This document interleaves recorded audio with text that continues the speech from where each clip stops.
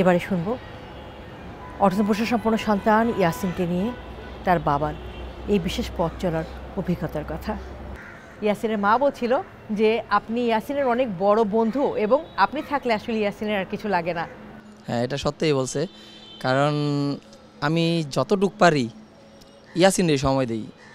যেমন অফিস থেকে যত তাড়াতাড়ি বাসায় আসি, ওর নিয়ে মাঠে যাইতেছি, ছাদে যাইতেছি, সব সময় ইয়াসিন আমার পাশে রাখি।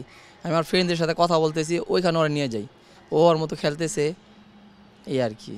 এই জন্য ও আর কি আমার আসলে আর কিছু লাগে না ওর। আপনার সন্তান একজন অটিজম বৈশিষ্ট্য সম্পন্ন, এই সন্তানকে নিয়ে যে পথটা আপনি চলছেন সেই পথটা চলতে যে আসলে কি অভিজ্ঞতা হলো আপনার? এইসব বাচ্চা নিয়ে যে সমাজের কাছে ফেস করা যে কী কষ্ট, একমাত্র যাদের ঘরে এইসব বাচ্চা তারাই বোঝে যে কতটা কষ্ট। যে 8-10টা ফ্রেন্ডদের সাথে গেলে ওদের বাচ্চারা এটা আবদার করতেছে, ফোন দিতেছে, বাবা মা এটা লাগবো, ওর এই যে আমার বাচ্চা কিন্তু ফোন তো দেয় না। এটা একটা যে মনের ভিতরে একটা কিঞ্চিত পরিমাণ কোনো একটা জিনিস কষ্টের কথা থাইকা যায়। এটা আমি হাজার হাসি, সব ফ্রেন্ডদের সাথে সময় দিতেছি, সব জায়গায় যেতেছি, সমাজের সাথে তাল মিলাই চলতেছি, কিন্তু মনের ভিতর যে একটা কিঞ্চিত পরিমাণ কষ্ট যে আমার ছেলেটা আমার বাবা বলতে পারে না, বা ও 8-10টা ছেলের মতন না, মানে এটা বইলা ভাষা বইলা প্রকাশ করার মতন না। আমি আর বলার কিছুই নেই, এই আর কি। কারণ আমি তো ওরে রাখতেছি, একমাত্র আমি জানি যে একটা এরকম বাচ্চা রাখা কি কষ্ট। অন্য সবাই দেখতেছে 1 ঘন্টা, স্কুলে দিয়ে 3 ঘন্টা, সবাই হয়তো বা আধা ঘন্টা 10-15 মিনিট দেখতেছে, কিন্তু দিন রাত 24 ঘন্টা আমি আর ওর মা সার্ভাই করতেছি ওরা নিয়ে। আজকে থেকে না, অনেক ছোট থেকেই। একমাত্র আমরাই জানি যে কিসের মধ্যে আমরা আছি।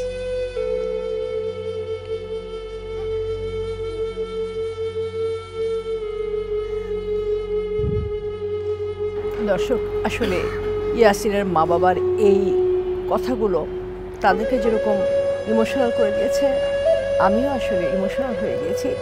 এবং এই বাস্তব সত্যগুলোর সম্মুখীন যখন হই, তখন সত্যি যে প্রশ্নটা সবার সামনে চলে আসে সেটা হচ্ছে, তাই তো আমাদের ইয়াসিনরা যদি একা হয়ে যায় পৃথিবীতে, তাদের মা বাবা যদি না থাকে, তখন এই ইয়াসিন, এই মাহানাজ, এই ফাতেমা, ওরা কোথায় যাবে, কোথায় এরকম আদর পাবে? সন্তানের ভালোর জন্য এই মা বাবারা তো তাদের অনেক পছন্দের জিনিসকে পরিত্যাগ করেছে। তারা আসলে যেটা বললেন ওনারা, যে সেই খাবারগুলো খান না, যে খাবারটা সন্তানকে দিতে পারেন না ওনারা। এমনভাবে কে ভালোবাসবে তাদেরকে এই মা বাবার অনুপস্থিতিতে?